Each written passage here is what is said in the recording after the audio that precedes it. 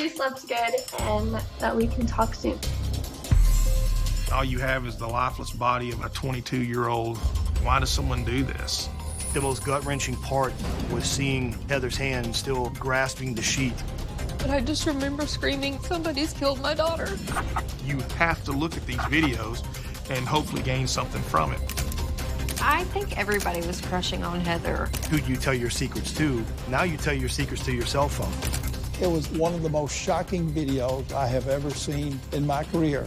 I was watching the final moments of the life of Heather Nicole Maples. 22-year-old aspiring college student Heather Maples is preparing to leave her hometown in Texas to pursue her dreams in Tennessee. She loved the idea of moving to Tennessee. She just wanted to start over and do something different. My name is Jenna Holt Gomez, and Heather will always be my best friend. She knew what words to say to make you feel better. Literally 5 minutes of talking with Heather and you would forget that you're even sad about anything. And Heather was really good at helping people. And I am really sorry that I didn't send you anything yesterday.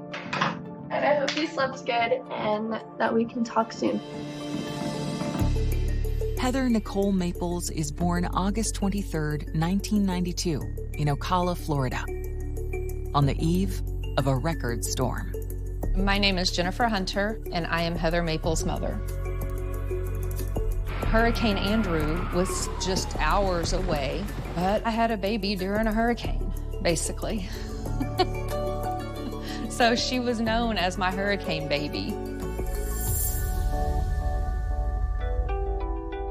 I met Heather at my elementary school in Dallas, Texas.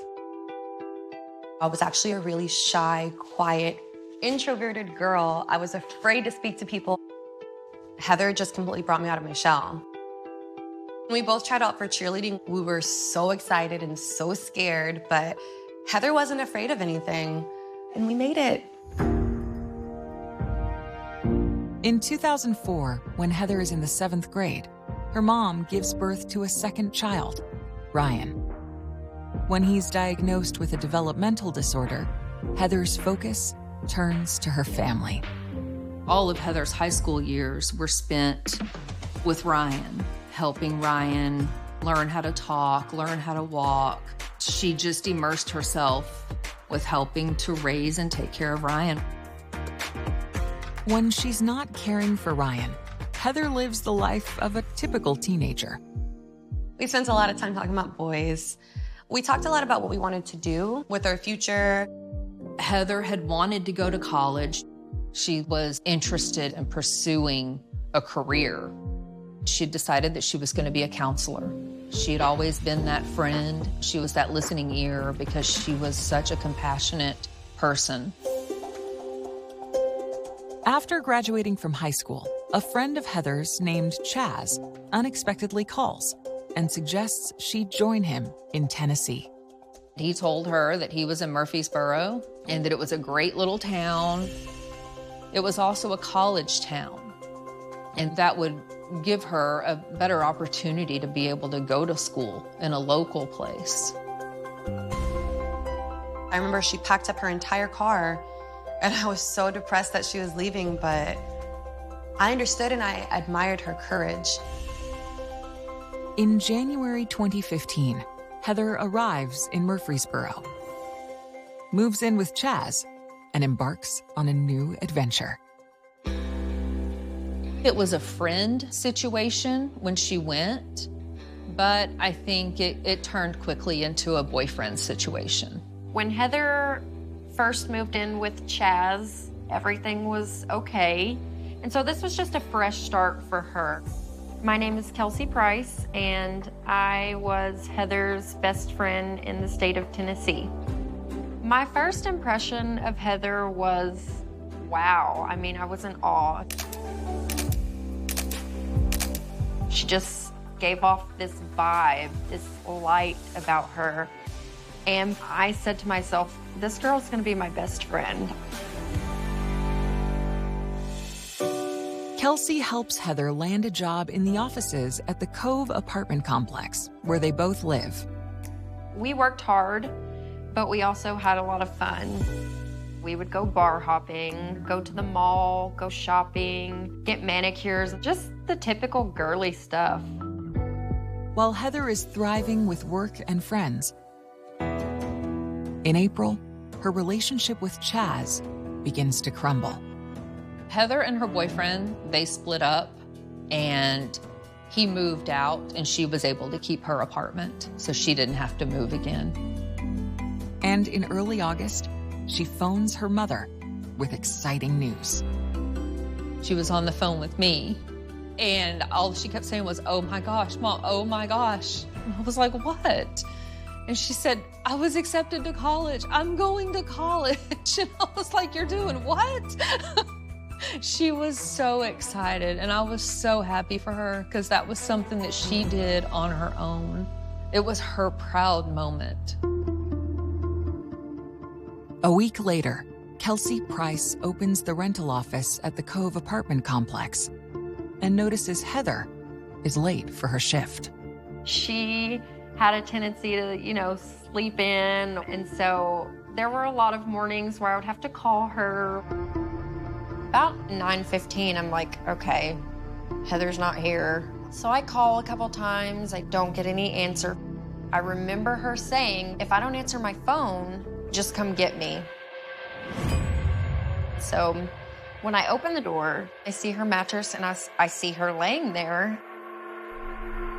And I'm calling out to her. I'm like, Heather, Heather. I walk over to her and I notice that she has a top on, but nothing else.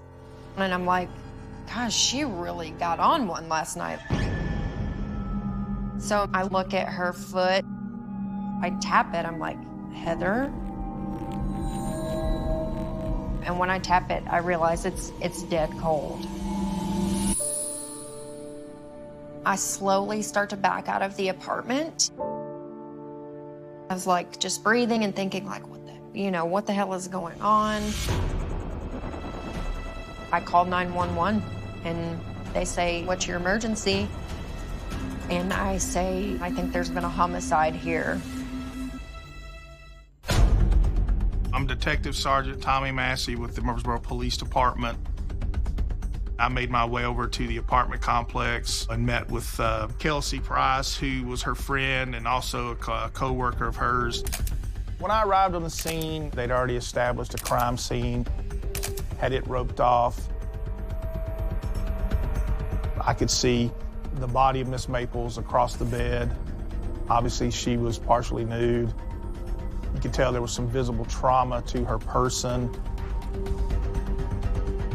I immediately met with Detective Maples, the first detective from our unit to respond.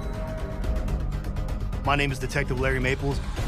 I was a detective that assisted on the Heather Maples case. There was clear evidence of a sexual assault with semen, with hair, blood. Her hair was fairly blood-soaked. We were able to note that there was some cast-off blood on the wall behind the mattress. Obviously, she had been struck on the bed, and then whatever object was used to strike her had, delivered blood to the wall.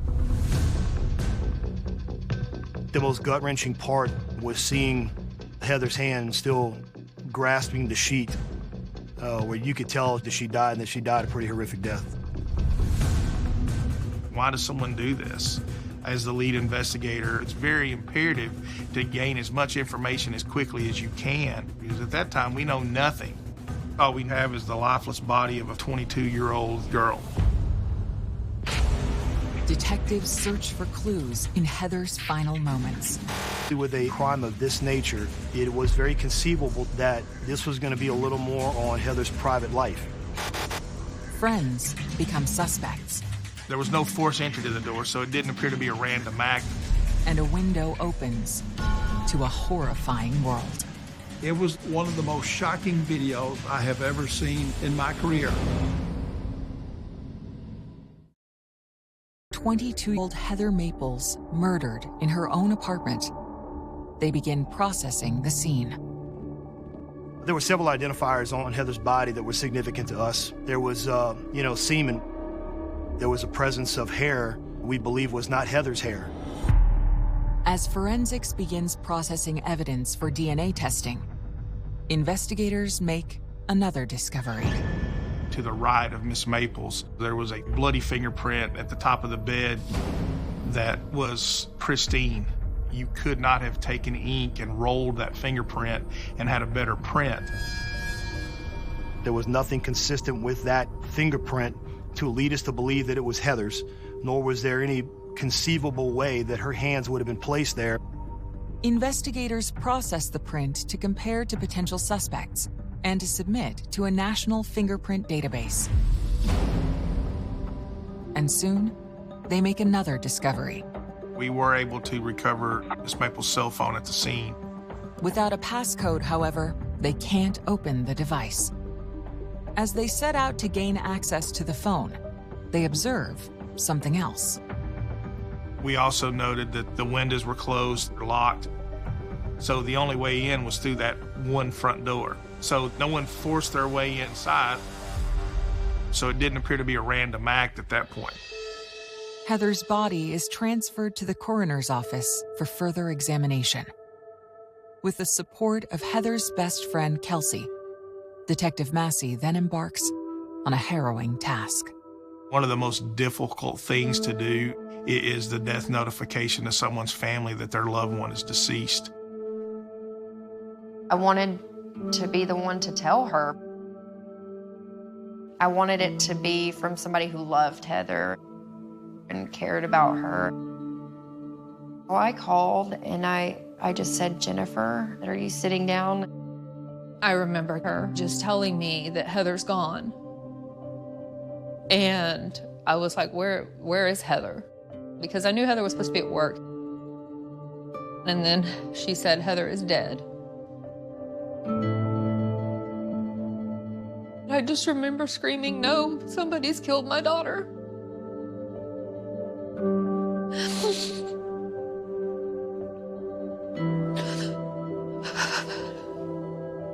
But it wasn't real. It didn't seem real.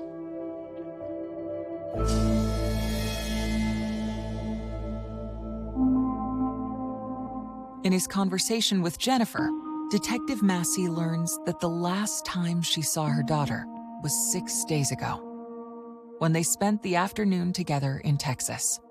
She just called about a week or two before and said, "Hey, I've got tickets. I'm coming home for this weekend." It was great to see her. Heather and I were together. I dropped her off at her friend's house and I gave her a hug and a kiss and told her I loved her. I had no idea that that was going to be the last time I was ever going to hold my daughter. Back at the crime scene, Massey speaks to Kelsey about Heather's living situation and discovers that her relationship with her ex-boyfriend, Chaz, has been tumultuous. There had been allegations of abuse. I would hear her telling me about how he's got anger issues and he was abusing her. It was a pretty scary thing because she called me. She was really upset and she didn't know what to do. I told her to leave and come back home, but she was determined to really make something of herself. And there were often times where I thought, oh my gosh, am I gonna have to go over here and intervene? But I helped her get a restraining order. I pretty much just took her under my wing from there on out. He becomes somebody we wanted to have a conversation with about her death. Did something trigger him? Was this an act of aggression? And those are some things we wanted to know. Before police can track down Chaz, something unexpected happens at the crime scene. A young man came just about bursting through the crime scene. His name was Michael, and he was very determined to either get inside that tape, get inside that scene. It's not uncommon in some cases that you will have suspects come back to the scene and interject themselves into the investigation. Michael also shares an alarming piece of information. The interesting part was that he had Heather's keys. No one forced themselves into her apartment, and she's dead. So certainly that's somebody we want to have a conversation with. And we got him back to our offices pretty quick. He seemed pretty upset and despondent over the fact that his friend was deceased. How do you know Heather? I met her at the bar. This is going to be rude, but I got to ask it because that sometimes details are important, sometimes they're not. The first night you met her, did you have sex with her? I did not. Okay. I've never had any contact other than a hug. I've never even kissed her. So you've never had sex with her? That's ever. Okay. Michael may have had a little crush on her, but at the same time, he had a girlfriend, and I don't know if he ever acted on any of his feelings. Michael then reveals that before Heather was murdered, he spent much of the evening with her. What was the story on that? Yesterday, she asked me if I was off work because she said she was hungry. I was like, cool, let's go to Old Chicago. Went to Old Chicago. According to Michael, after dinner, he went home, while Heather went to a local bar with friends. But later that evening, she reached out for help. She called me at 11:40. So 11:40 she calls you? Yes. All right. And she tells me that I need to come to the bar. She really needs me right now. There's people hitting on her and she's really upset. And I was like, okay, I'll be there. We learned from Michael in the interview, there was a situation where she was being, if you want to call it, harassed by the young man by the name of Artavio. He was following her around and touching her, and I was like, man, why don't you leave her alone? Michael had some concern about because he felt like he was being a little too, I guess, pushy with Miss Maples that night in the bar about trying to maybe have some advances toward her. Shortly after the incident, Michael suggested taking Heather home. We walk out the door. She's like, hey, I want handlebar. I'm hungry. Will you take me there? I said, sure. She orders biscuit, gravy, eggs, 2 eggs, and sausage. And we sat there. When she was done, I drove her to her apartment, dropped her off. I watched her walk up the stairs, and she was like, okay. He estimated that time to be approximately 2:30 a.m. the morning of August 7th, and that was the last that he saw her. Her door had to have been unlocked, though. Why? Because she had keys? Because she didn't have any pockets or anything in her dress. You forgot to give them back when you dropped her off. Correct. Investigators take Michael's fingerprints and a DNA sample and set out to determine if he's been truthful about his evening with Heather. We had ideas where she was, but again, knowing where she was and knowing what she's doing while she's there are very different things. We wanted to retrieve the video from Handlebars. They'd been out there to eat, and that was their last stop before he drove her home. The investigators pull the footage in question for insight into what may be Heather's final moments. We watch it in real time, just like you would a movie. You have to look at these videos and hopefully gain something from it.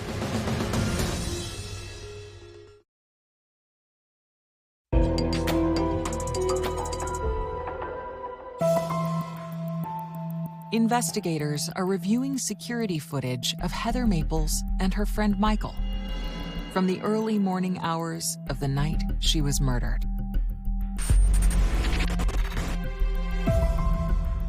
We're able to piece together through that evidence that she had been with Michael.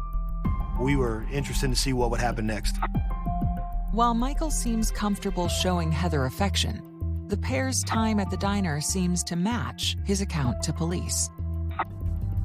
But what happens after they leave remains a mystery. Because Michael was the last person that we knew of to see Heather Nicole Maples live, he was someone that the police were very interested in. After reviewing the footage, investigators turned to the medical examiner's report for additional clues. They had ruled that the death was a homicide, and that the cause of death was strangulation and blunt force trauma to the head.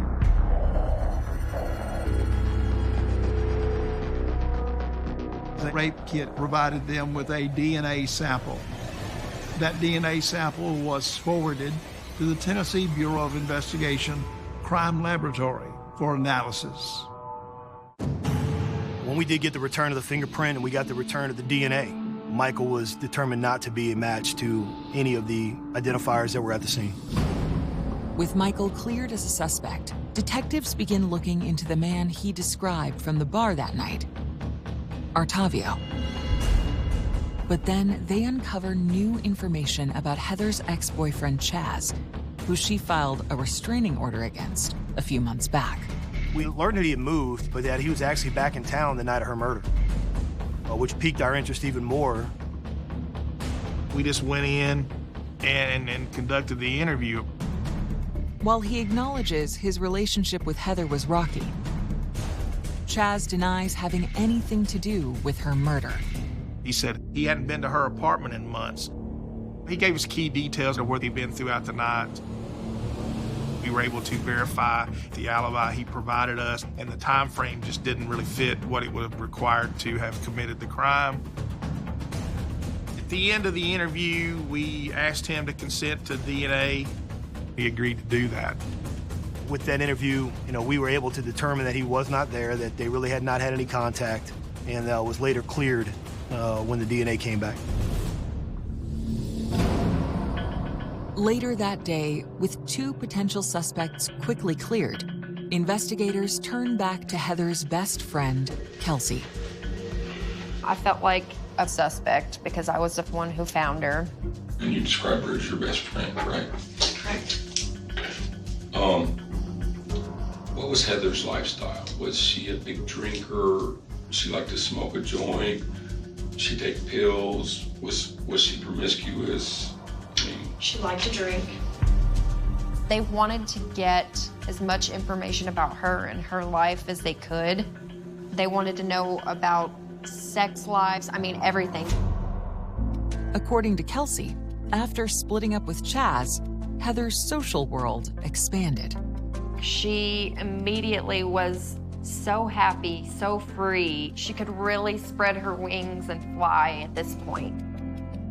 She was just very charismatic. I think everybody was crushing on Heather. Literally, she was like a boy magnet. She had men around her all the time, staring and wanting. Kelsey begins listing off anyone of note that Heather has been talking to over the last few weeks. I told them about Brandon. She just met him and his roommate one night, not too long before that. She introduced me to them, and that was the only time I had ever met them, and I never thought about it again, really. Through the interview process, we knew we had a Brandon that she was hanging out with, but with a question mark, because no one even really knew who he was. He stayed on our radar. I'm in Texas, and I don't know any of these people. So we're kind of stunned. Did Heather make friends with somebody who would kill her? We had no idea. Investigators then turn their questioning to the night of Heather's murder. Okay, so during last night, which was Thursday night, do you text her, hear from her, talk to her, or anything? She Snapchatted me. I woke up and got a drink of water or something, and I saw that she had sent me a Snapchat. And the Snapchat was a picture of her and Artavio at the bar. They both look, like they've been having fun. And so I went back to bed. That was the last thing that I ever received from Heather. Yeah, that was it. One of the concerns to us was the Artavio gentleman, because he had been with her that night. There had been a photograph of that. What can you tell me about him? I don't know a whole lot about him. He seems like a very nice guy. He's funny. You got any idea why she would send you a picture of her and Octavio, why that's a big deal? I think she thinks they're pretty good friends. Okay. It's conceivable that her suspect could likely be in her phone. Who do you tell your secrets to? Now you tell your secrets to your cell phone. Having not yet gained access to Heather's device, detectives turned to Kelsey for help. The detectives said, we've tried everybody. We've tried Heather's mom to get her passcode. Do you know it? And I said, yeah, actually, I do. I was the only person who knew it. So they were elated. When we went through Heather's phone, we were able to start piecing together a timeline of her last few minutes. Around the same time Michael claims he dropped her off, Heather sent a message to a name that investigators recognize. She did have a text message in the late morning hours that she had reached out to that gentleman, Octavio, asking him to come over to the apartment. Did he drive over and kill her? Investigators examine Heather Maple's phone. They discover she texted her friend, Octavio, inviting him to her apartment hours before she was found murdered. It was one of the last ones she sent out. At least we know she was alive at this time because she reached out to him, that he could have been the last person with her. We wanted to talk to him in case he was involved. Octavio did know Heather. I don't know the depth of that relationship. We knew that he had been with Heather throughout the night. Okay, all right. What did you do yesterday afternoon? I went and hung out with Heather. We drank some tequila, and then we went to gyms for a while. Okay, and who is Heather? A friend of mine. We pulled him in to interview him. We realized that he didn't know that she had died. And so we used it to our advantage to see is it going to change his answers to the questions. I'll show you a picture, okay? Do you have any idea when that would have been taken? It was a little bit before we left to go to gyms. Who took that picture? She took it. Do you know if it was posted or sent to anybody? It was on Snapchat. Massey then asks about Heather's late-night text. Well, if Heather says that you came back over after she got home, would we believe that not to be true? Yeah, I didn't show back up over there. Heather texted me at like 2:30 or something. Can I see the text? Yeah, but I was already asleep. I saw it this morning.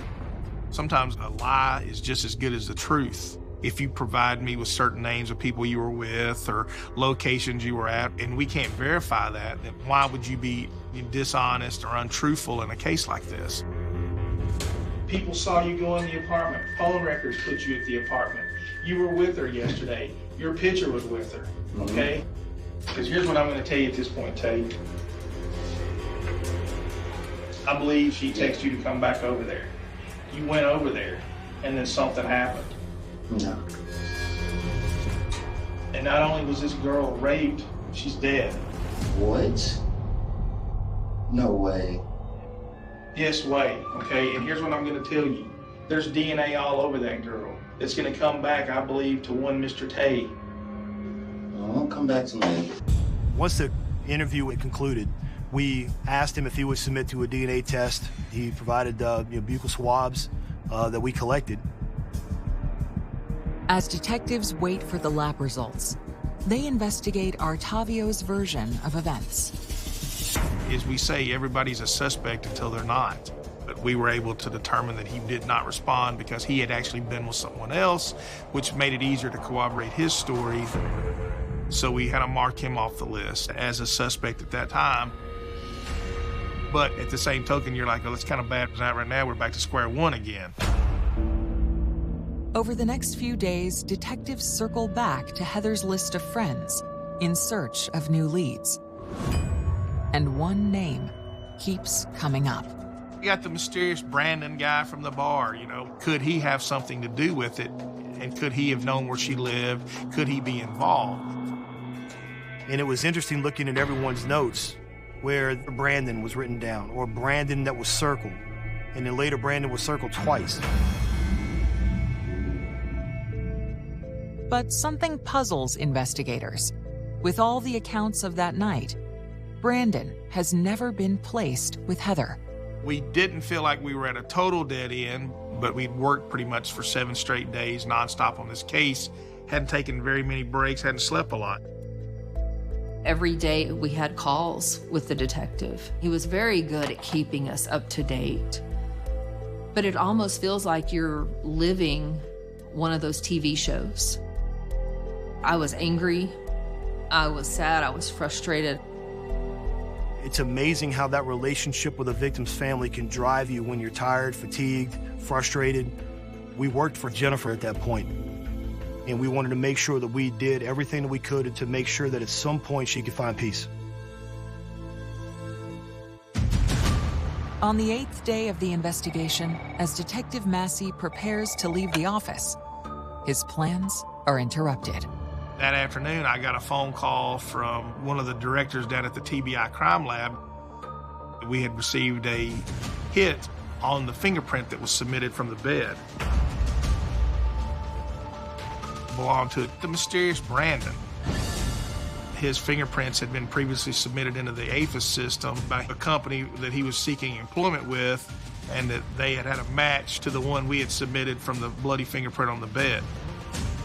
Once we got that fingerprint back, now all of a sudden this Brandon came into full focus and became the center of the investigation.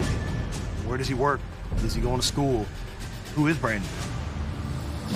His body. Police discover that a man named Brandon Bowling left a critical clue on Heather's bed.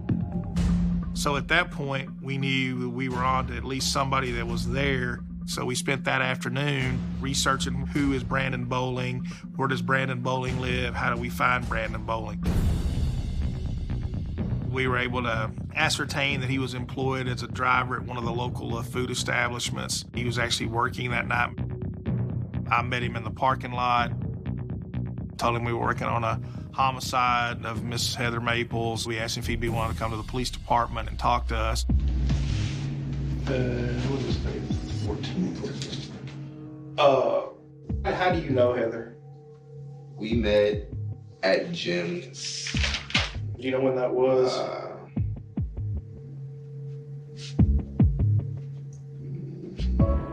Maybe 3 or 4 months. There are different ways to interview different people. Sometimes you have to be gentle with them, you know. I tried every technique you could, you know, to be his friend almost, to give him opportunity to have an out as to why it happened. Ever been to her apartment? I have been to her apartment.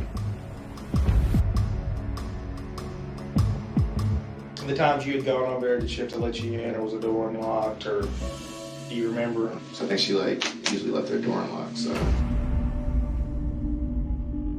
Let me ask you this, have you ever been sexually intimate with her? The first night? No, second night. Second time I met her.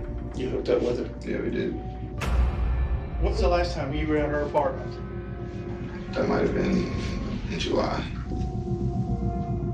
At that point, we knew obviously he wasn't telling the truth, because there's no way his bloody fingerprint gets there on that bed sheet that night if he's not been there in 2 months. And it was still wet when we actually got on the scene. Once we confronted him with physical evidence, you could see his demeanor change, his shoulders drop, head drops. You know you were there, you know what happened. So now you need to tell me so that I can understand. I don't know I was there. I don't know I was there. That's the thing. Okay, well then how did your bloody fingerprint get on the bed? There's no way I did anything. She just got accepted into college. Like, I was happy for her.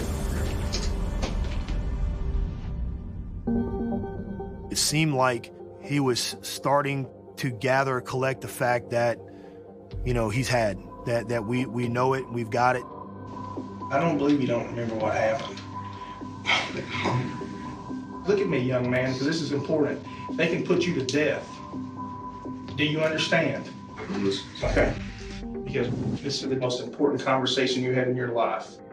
The only way your bloody fingerprint got there is your hand's bloody. And you had your hands on her when you were raping her. So tell me what happened. I thought several times throughout my interview with him like he was on the verge of confessing, but he never would. He never would come off of anything other than he'd not been there. At the end of the interview, we asked him to consent to DNA because we told him it could clear the case if he wasn't truly there. And I want you to just take one at a time. You're gonna basically stick it on first on your right cheek, swirl it around. While investigators await the results of the test, based on the strength of the fingerprint evidence, they make their move. After he basically would not tell us anything that we needed to know. Well, I'm gonna tell you what, at this time, Brandon, you're being charged with first-degree murder in the death of Heather Maples. Okay? He was subsequently charged with first-degree murder that night. To build their case, police file a subpoena to access Brandon's phone. Detective Massey then makes a call. It was uplifting, calling Miss Hunter and telling her, I just booked the man into jail that may have murdered your daughter. Because at least at some point, maybe she found comfort in that. Detective Massey called me to let me know that he had caught someone. And it was a sigh of relief. But again, we had no idea who he was or why did he do it. I mean, that's the one question that I still have is why. I still don't know.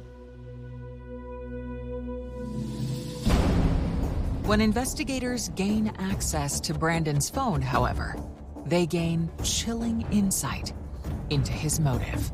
This is a perfect example of the things you can't unsee.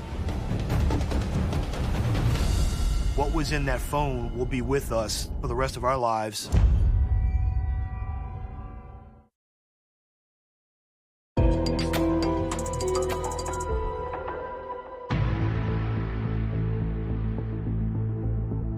As investigators scan through the phone of their chief suspect, Brandon Bowling, they make a horrifying discovery.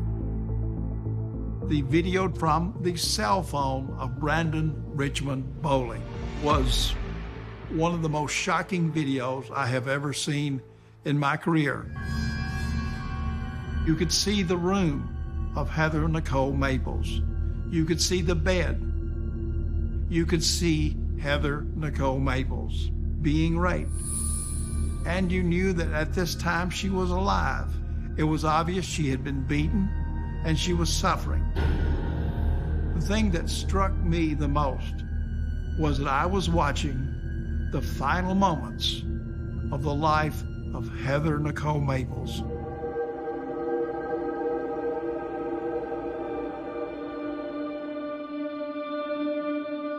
As parents, you want to know what happened to your child. So you have to ask the question, how did she die? Be careful what you ask for, because the answer you get is horrifying. It's awful.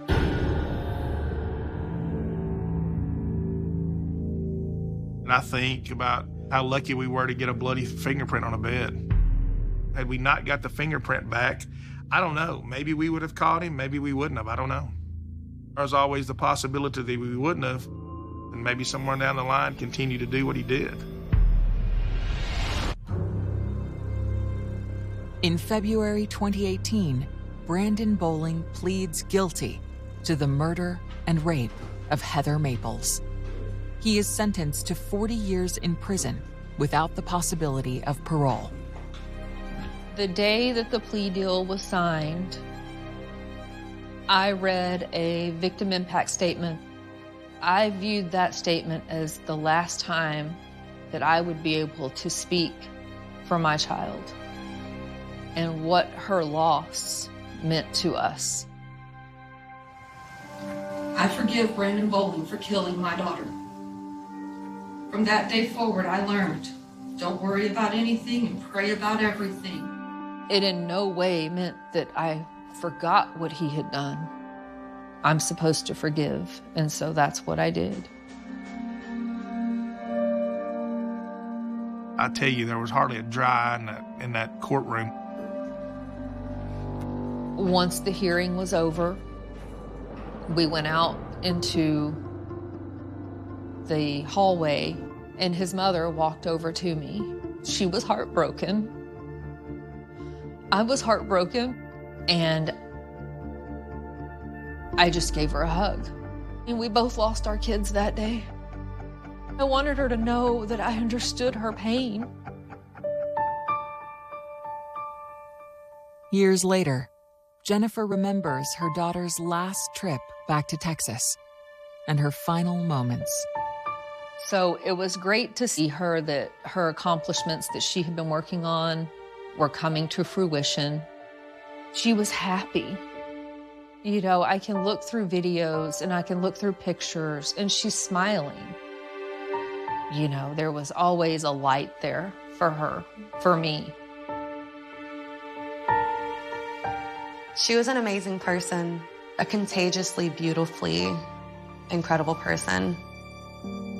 Our last time together was at the office at work the night that she went out. We got off at about 5. We walked home together. And that walk home was the last walk home I ever got with her. She's definitely forever in my heart and in my mind, all day, all the time. I cannot wait to see him.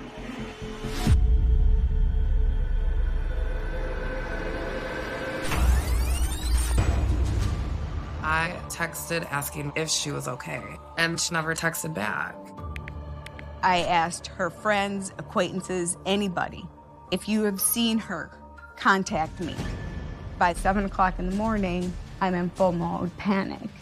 And then I told her, we need to go to Grand Rapids. It was like time stood still. We knew something was wrong. That's when I see blood. I'd yell at my girlfriend, call the cops, call the cops. I opened the bag, and there were human limbs inside that bag.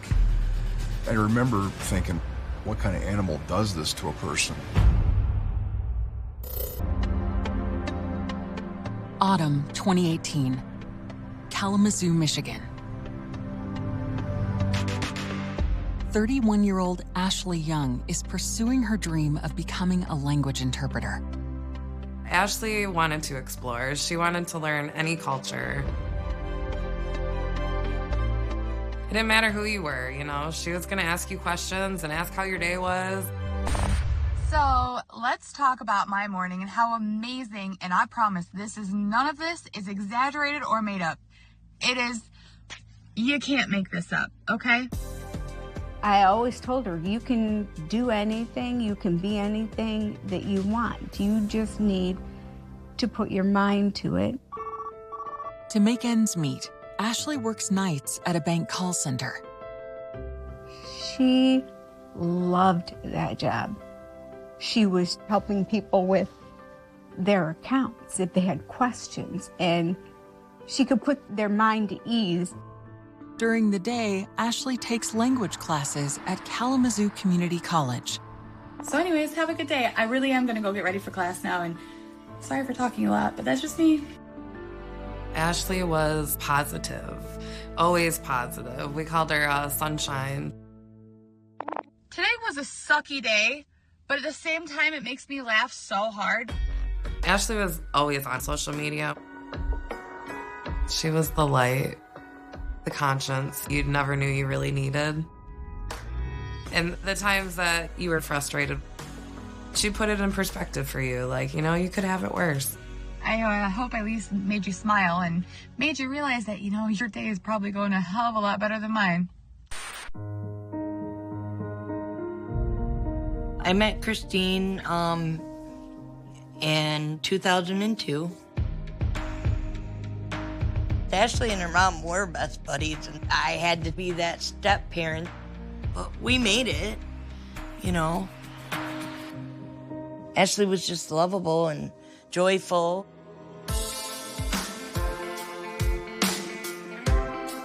I met Ashley the first day of 10th grade. We had a couple classes together. We had choir together. We'd sit in our car for hours just talking in her mom's driveway, listening to music, singing, and just being silly girls. And then after school, we're still inseparable. After high school, Ashley puts her dreams of studying languages on hold. She works a series of jobs, and when she is 24 years old, she meets Moody Farhan. The two quickly fall in love, and within a couple of years, are living together. She had never really dated or been with anyone until Moody, and he was her first love. She adored him, and he adored her, and it was just like a little fairy tale. Moody loved her. He had already, gave her a promise ring. They were together almost 7 years. But by 31, Ashley has decided to make big changes in her life. Not only is she in school working towards her dream job, but she also decides that it's time to end her long-time relationship. She was trying to balance work and going to school, and they were both kind of just at a different point in their life. After the breakup, on November 10th, 2018, she surprises her best friend Samantha with a trip to Detroit. She took me to Detroit to go to a concert to go see Tosh Sultana, an artist that I love. That trip was amazing. This is Facebook Live, by the way. Oh, wonderful. Oh, you look so pretty. After our concert, we just talked about life, just talked about where we were both at that time, about her and Moody, and about how she was going to be moving out. She was nervous, but it gave her something to look forward to. When she brought me home, I didn't know that was going to be the last time I ever saw her. A week later, on November 18th, Ashley meets her mom, Christine, to begin packing up her things from the home she shares with Moody. Her and Moody were moving out of their apartment, so we put everything into storage for her. Ashley asks her mom to come with her at the end of the month when she'll sign the lease on a new apartment. Ashley was beyond ecstatic about getting this apartment. Talking to her, you would have thought she was winning $1 million. You would have thought she was decorating a mansion, the way she would talk. And that was the last time I saw Ashley.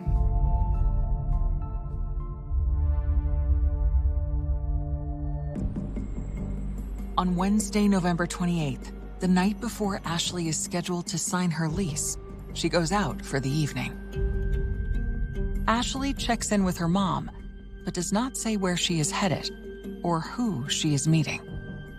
The last time I got a message from Ashley was at 5:55. And she said that she was almost to her destination. That's not Ashley. Ashley would say, I'm at Walmart or yeah, wherever she was, but she said destination.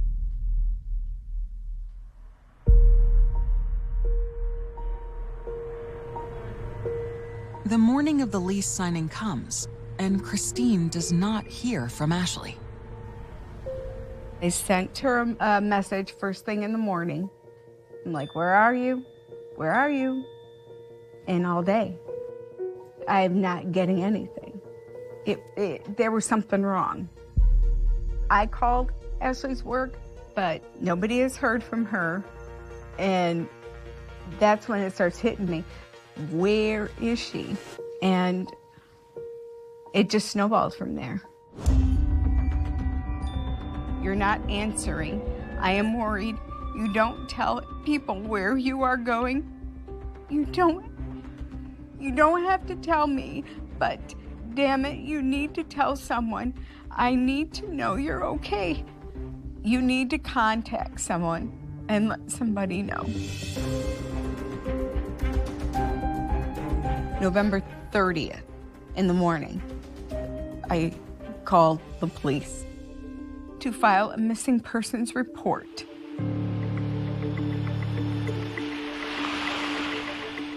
Officers talked to some people that were close to Ashley to see if they knew where she was or could account for her whereabouts, and they could not.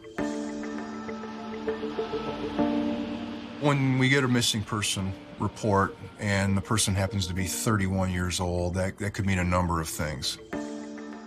Maybe the person doesn't want to be found or is just away with friends and having a good time. So it's generally not assigned to a full-blown investigation at that point. But Ashley's loved ones have a sinking feeling something is wrong. And they know that this is all happening in the wake of a big breakup. When she broke up with Moody, I think, Moody didn't really want it. When somebody goes missing, especially young women, a partner or a potential partner, somebody that they know and that they trust or that they're potentially intimate with, tends to be the person that might harm them. As the day goes on and you're not hearing anything, panic starts to set in. So I called Moody and I asked him, where is she? Investigators catch a glimpse of Ashley's final moments. You can see him kind of turn around, he's pointing at something, he's talking to somebody, and then eventually Ashley joins him. And race to determine who she was with. He seemed to be a person prone to violence and unpredictable. Before the unthinkable happens. I tell the dispatcher, I need officers fast. I see a lot of death. This one stands out in my career as a horrific scene.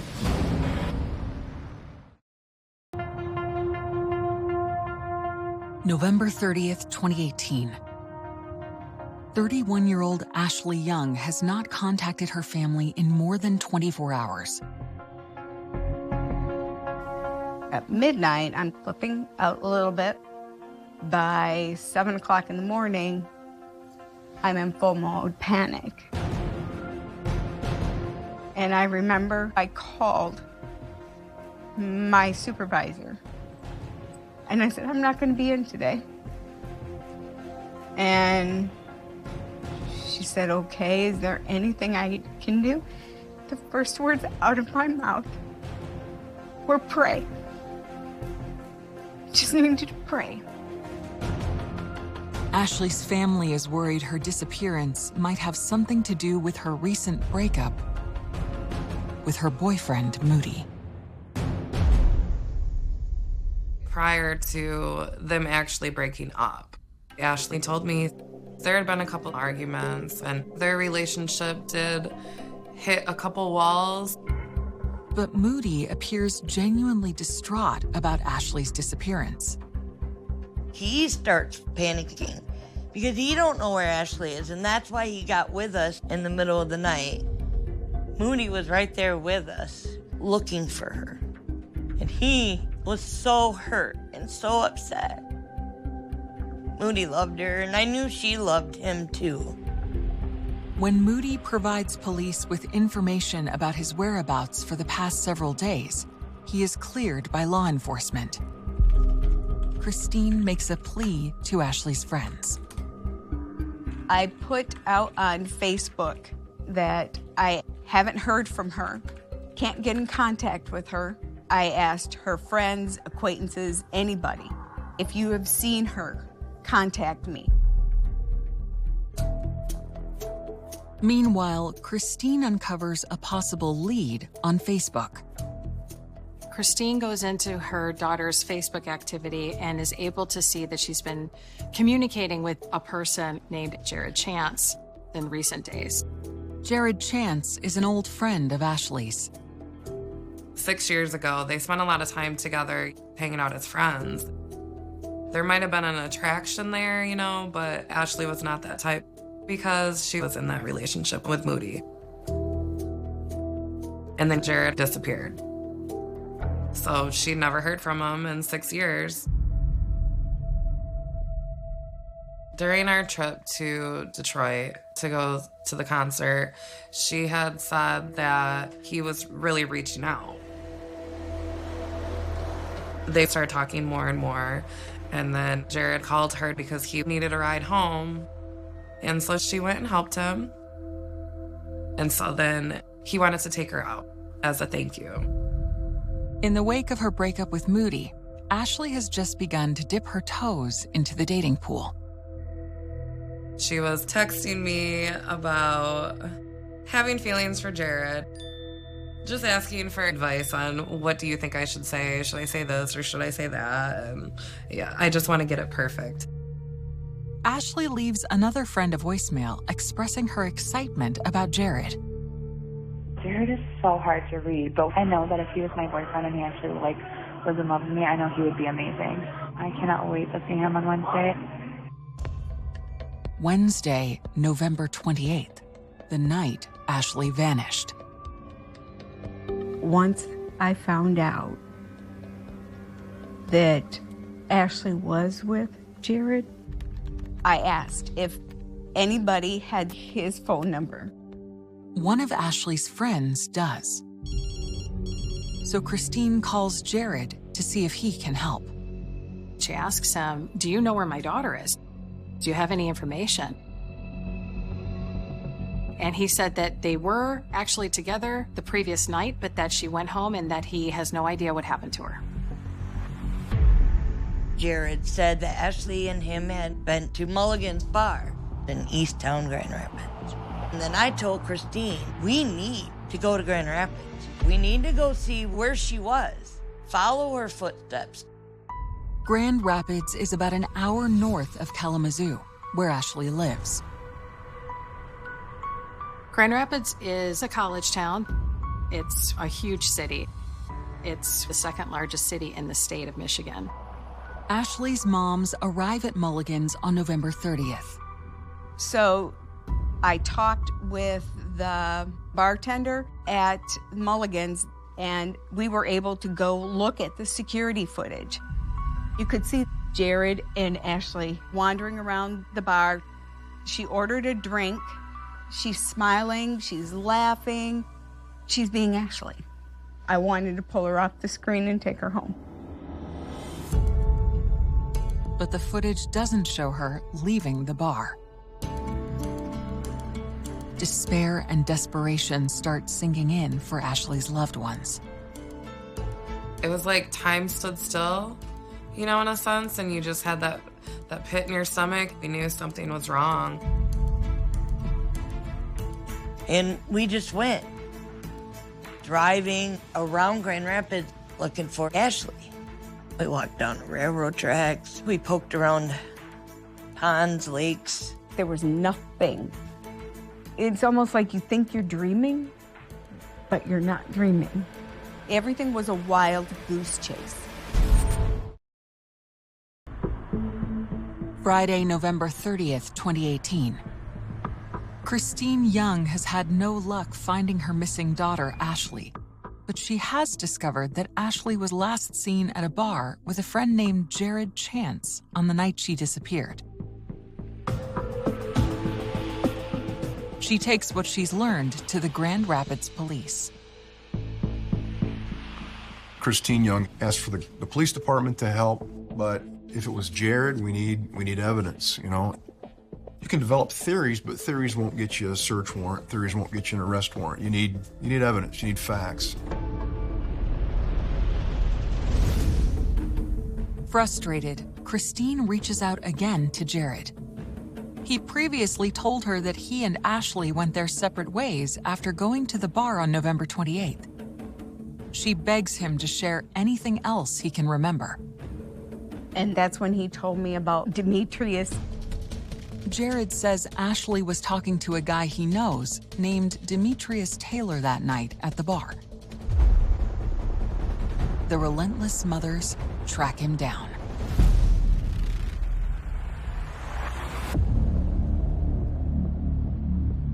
When we got there, he's like, I don't know Ashley. I don't know your daughter at all. And he opened up his phone and showed the text messages where Jared said, hey, Ashley's mom's gonna call you, and you have to say that Ashley was just with you, and you guys were just together. And Christine was reading it, and she's like, no. Demetrius said, you can copy it, give it to the police, whatever you need to do. Even though we didn't know him, we kind of hit it off. And because he was compassionate and was understanding what Christine was going through, and he said he has kids, he understands. After that point, I think everybody kind of knew that we just didn't get the whole story from Jared. It just became more and more plain that Jared was trying to stall. I had always told her that I didn't think that he was good for her. I didn't think that he necessarily had the best intentions for her, or that he knew how to be a good man. Christine and Dana decide to head to Jared's apartment to confront him face to face. That same afternoon, a resident of downtown Grand Rapids makes a shocking discovery.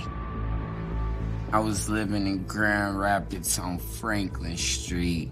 2 apartments downstairs, single father, custody of my 12-year-old daughter. My girlfriend had been complaining about a bad smell in the apartment for, about a day and a half. And me, I'm thinking, it's dead mice in the walls or something. But the smell was definitely strong. My cat runs in the basement.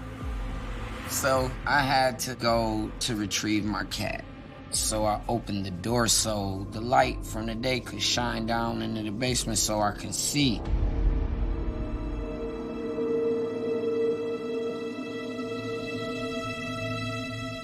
As I go down the stairs, I see the tarp on the floor. That's when I see blood.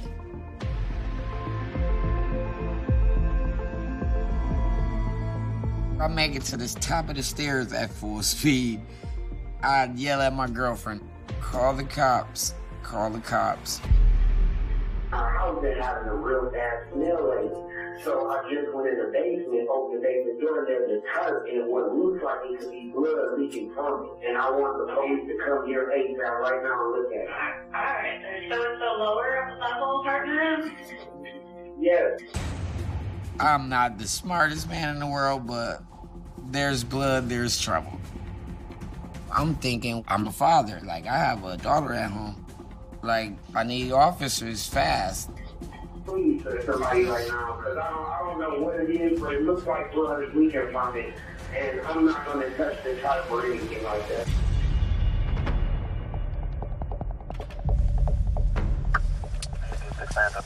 GRPD showed up at that address not too long afterwards.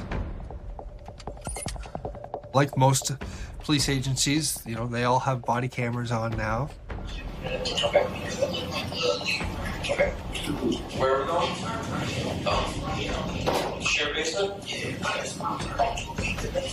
And so we're able to watch the officers go into the basement.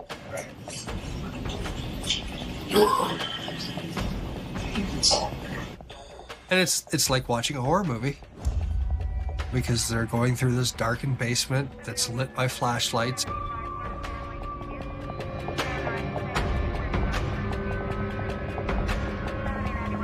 They look at the tarp and see something that they will never ever forget.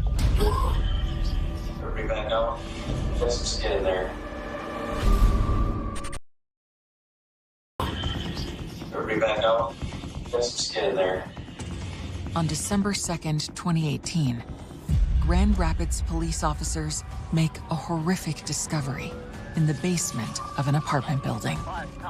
I'm standing in the driveway like, oh, this can't be. You know what I'm saying? Like, this is not real, this is not real, this is not happening.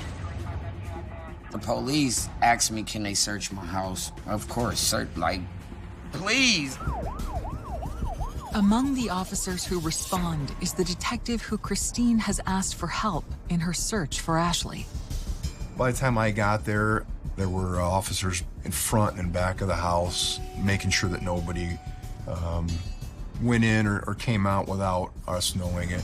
Okay, the tarp is laying on the stairs, the last 3 stairs. I then entered the house, went down into the basement where this tarp was found. So this tarp was quite large and it had a zipper on it. I unzipped the bag and we then discover the body of a woman with the arms and legs and head missing.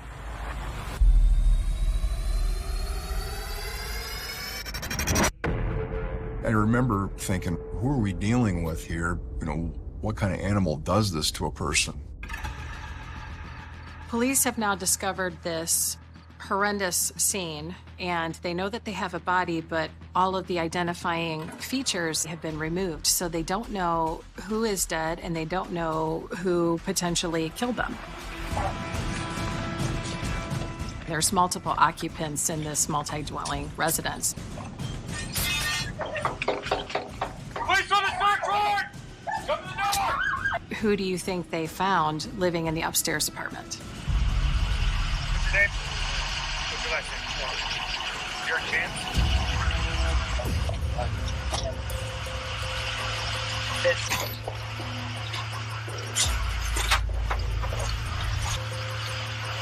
Jared was secured in a police car and transported to our headquarters.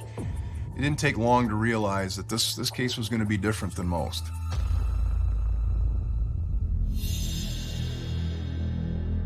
I see a lot of death, all methods, and this one, it stands out in my career as a horrific scene.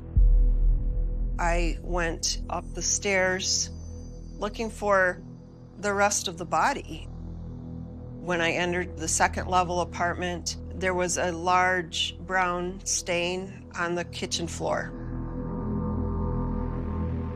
I look in the bathroom and noted there wasn't a shower curtain in the bathtub. I remember looking at one of the floor vents and I pulled the grate off and then I saw cartridges, small caliber. A lot of different areas that we found tested positive for blood. Clearly, something bad happened and somebody tried to cover it up.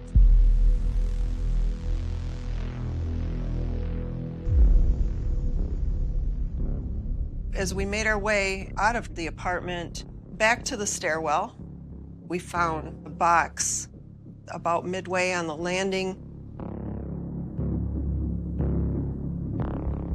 So I start to open the box, and I see a black trash bag. I opened the bag, and there were human limbs inside that bag. There are 2 legs, and there are 2 arms, and there are no hands, and there are no feet.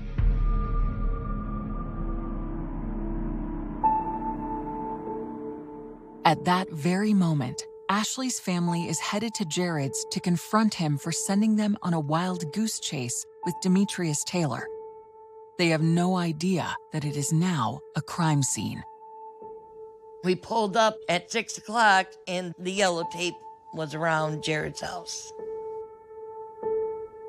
I was screaming at the officer that was stopping us from going any further. And I'm telling him, my stepdaughter's up there. My stepdaughter was with Jared. And he said, ma'am, I can't tell you anything. And I said, well, her mom's right over there. And the only thing he could say is, go tell mom not to leave. And I'm like, no. It can't be. It's not Ashley. It's not. I didn't want to believe it. The police explained that they were doing DNA because it was that bad. They couldn't recognize her. Without the confirmation from DNA, we certainly couldn't say these remains belong to Ashley. But it was pretty clear to everybody involved that the remains were very likely to be, unfortunately, Ashley's. I just have to prove it. Police now have the one person who can explain the gruesome scene in their custody.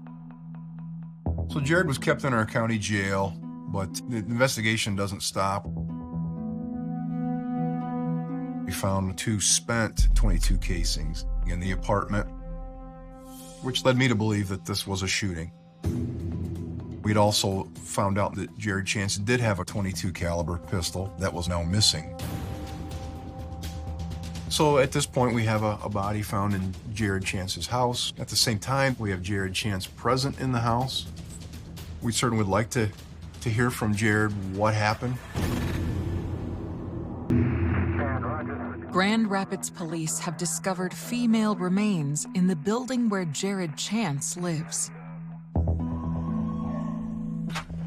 They need Jared to tell them if this is Ashley Young. Jared Chance was taken into custody and transported to our headquarters. So I asked Detective Fan and Detective Bray to attempt an interview with him. Can you hang tight just for a sec? We'll get your cuffs off, okay? All right. Want me to take them off, the cuffs? Or? Yeah, you gonna be decent with us? All right. Initially, Jared was somewhat talkative. You guys stay busy, don't you? Huh? You guys stay busy, don't you? Pretty much. He wasn't rude. Almost seemed like it was just another day. Didn't really ask why he was there. Thank you. Hi, Jared. My dad just recommended me to just ask for the advice of attorney, and because I don't really know what the hell's going on, so I don't want to like sit here and talk about that may incriminate me or whatever in any kind of way, because I don't know what's going on. So I just don't want to say nothing right now. He exercised his right to counsel at that point and didn't tell us anything. So on the evening of December 2nd, Jared is charged with the mutilation of a body and concealing a crime. Our next step in our investigation is to utilize, every avenue we have for a timeline. We had phone records, placing them together, 28th into the 29th, and then seems the activity stopped, and her phone, in essence, just disappeared. But Ashley had been seen at a pub with Jared Chance here in the city. By the time we found out that they were at Mulligan's, that video is gone. Local businesses don't keep all their video forever, but because of Christine's doggedness, she had already seen the video.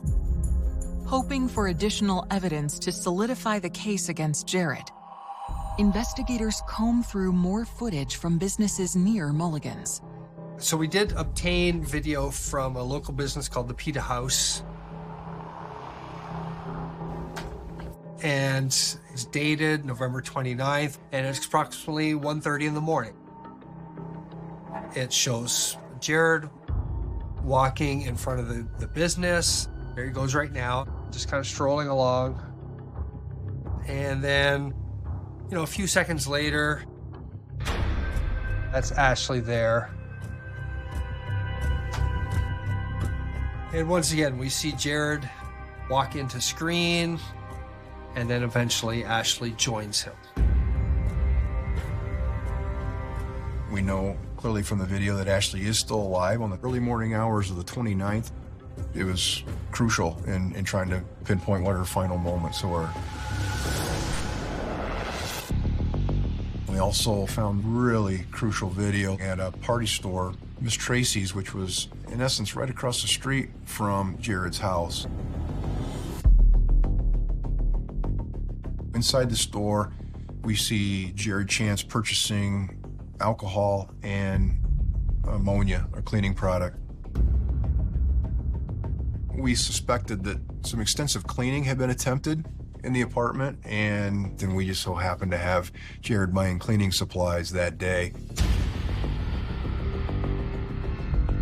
And then on one of the videos, we see that he's approaching, and we see him put something into the garbage bin right outside the front of the business. And of course, that's of interest to us. And that led us to then the dumpster behind the party store, which happened to have Ashley's purse in it.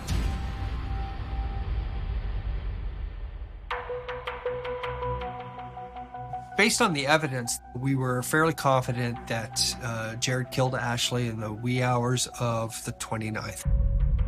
But this theory remains speculation until authorities can officially confirm the body parts found belong to Ashley. Waiting for the DNA test was one of the worst times of my life. I didn't want to believe, and neither did Chris. If this isn't her, then she's still out there somewhere. She's missing. So we're still looking. Ultimately, they came back a few days later and said that all of the evidence that had any sort of blood tissue on it belonged to Ashley Young. So we knew that definitively then that Ashley Young had died. I never thought anyone could bring that much pain to so many people. I never thought about murder. You always see it on TV. And it's never gonna happen to us. But it does. I just want to know where the rest of Ashley is. I want to bring her home.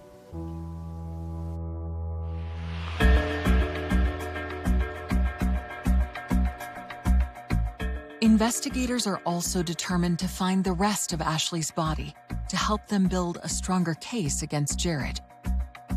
They hope his cell phone data might lead them to her.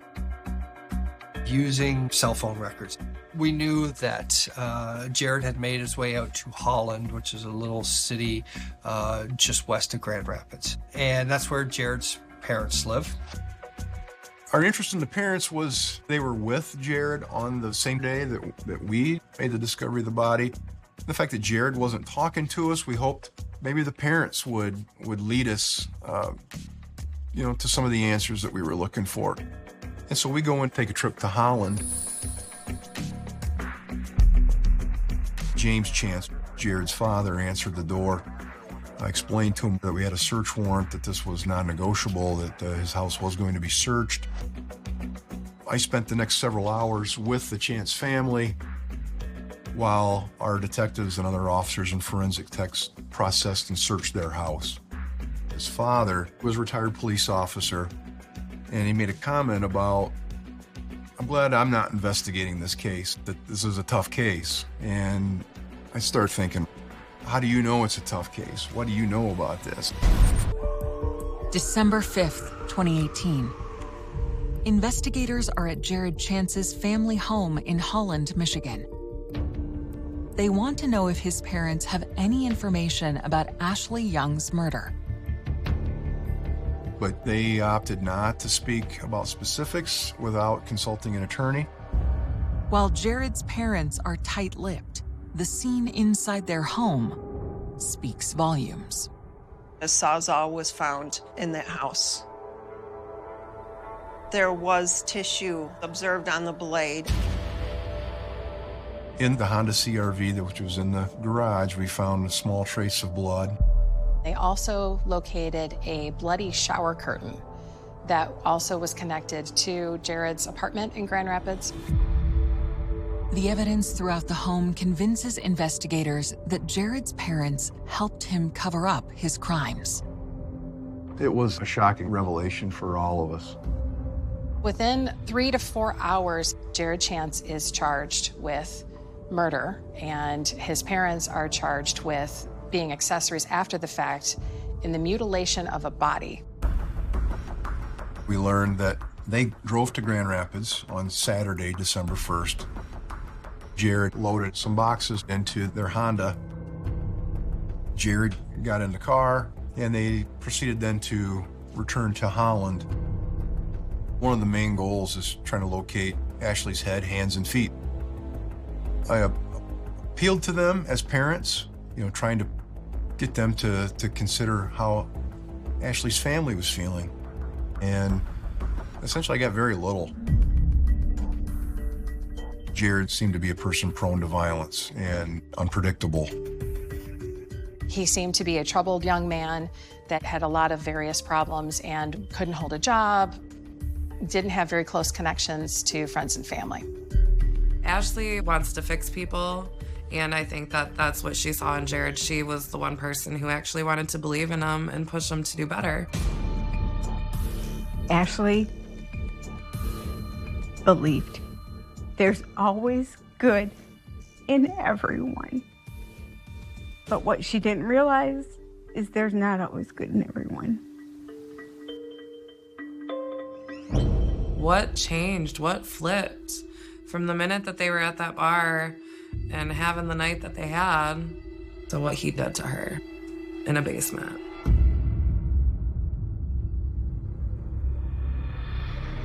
The burning question, what happened in the final moments between Ashley and Jared, remains pure speculation.